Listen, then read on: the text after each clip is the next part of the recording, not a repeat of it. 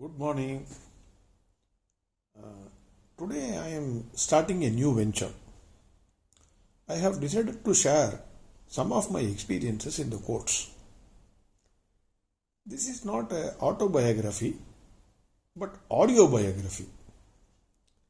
I cannot wait till I become 70, allow my memory to fade, then recollect my experiences of the past and then write an autobiography. Even if I publish one, only 2 copies will be printed. One for the author and the other for the proofreader. Who else will buy that book? I won't read that book. I feel sorry for the proofreader. Life is uncertain. Who knows how long one can live? What is success? Success means different things for different people. This audio biography will contain only my interesting experiences, the difficulties which I faced or I face in the courts, the problems of the clients, day-to-day challenges faced by the business people, etc. Whatever I am coming across in my day-to-day life, I am going to record and send it. I will keep it as interesting as possible. Reading and passing law degree is not much difficult. There are other courses like maths, chartered accountant exam. They are all extremely difficult. But passing law is easy. An average student can pass law. But practicing law is extremely difficult. Even cast iron cases can be dismissed by judges.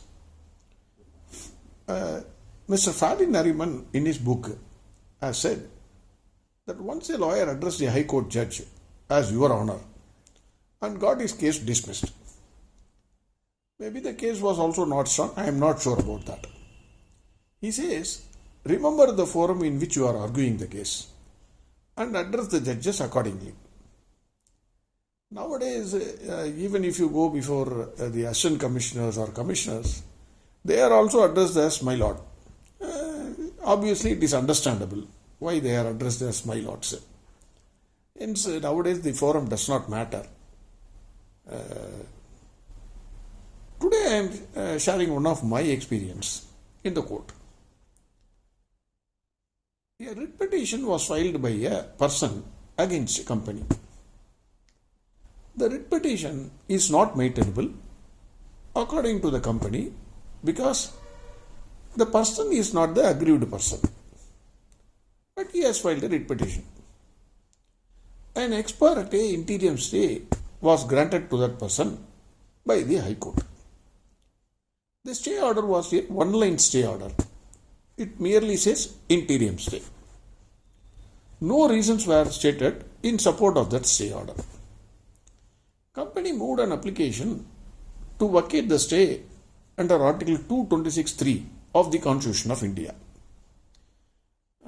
For those people who are not familiar with the Constitution, Article 226(3) simply put says that if an ex parte stay is granted and if the person against whom the stay is granted moves an application before the court to vacate the stay, then that application must be heard by the court within 15 days.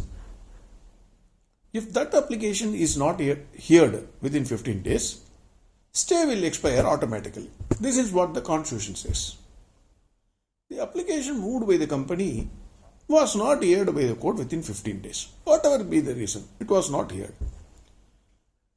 Company had great hesitation in going against a stay order, which simply said interim stay. Even though technically the stay automatically expired as per the Constitution. Company took advice from one senior counsel. Senior counsel informed that even though it is said in the Constitution that the stay will automatically expire, generally High Courts are not accepting this. They will say stay prevails. It will amount to contempt of court also. And it is extremely dangerous. You take the risk if you want. That is what the advice of the senior counsel. So then, doubting that senior counsel, another 2 senior counsels were contacted. All of them gave the same opinion. So nobody said, no, constitution says 15 days, within 15 days, if it is not here, it will expire. No, don't take that risk. That is the advice given to the company. So that idea was dropped. The stay was granted somewhere in 2019. In spite of several mentioning before the court, stay was either not listed, or if it gets listed, it will be at the bottom of the list along with the writ petition. It will not reach for that day. If it reaches, other side used to take adjournment, and it was freely granted. So hence a writ appeal was filed before the division bench against that interim order. The company went and filed a writ appeal against that interim order. The division bench refused to admit the appeal on the ground that the appeal is against the interim order, and directed the company or the counsel of the company to go and mention before the bench, before which the matter was pending. No, we will not entertain because you are coming against an interim order. Sorry, you go and mention before the bench, a single bench, before whom the writ petition is pending and the vacate stay petition is pending. So, back to square one, stay is still operating even after 3 years. Now we are in 2022, a 2019 case.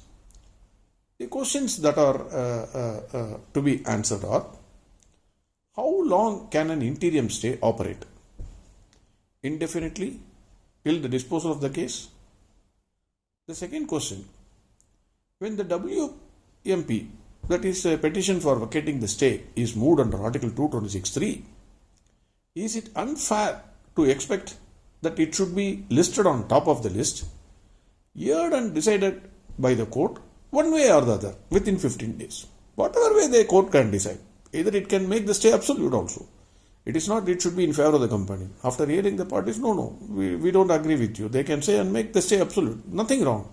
But can the WMP can be kept pending for 3 years? That is the question. Is it not a third question?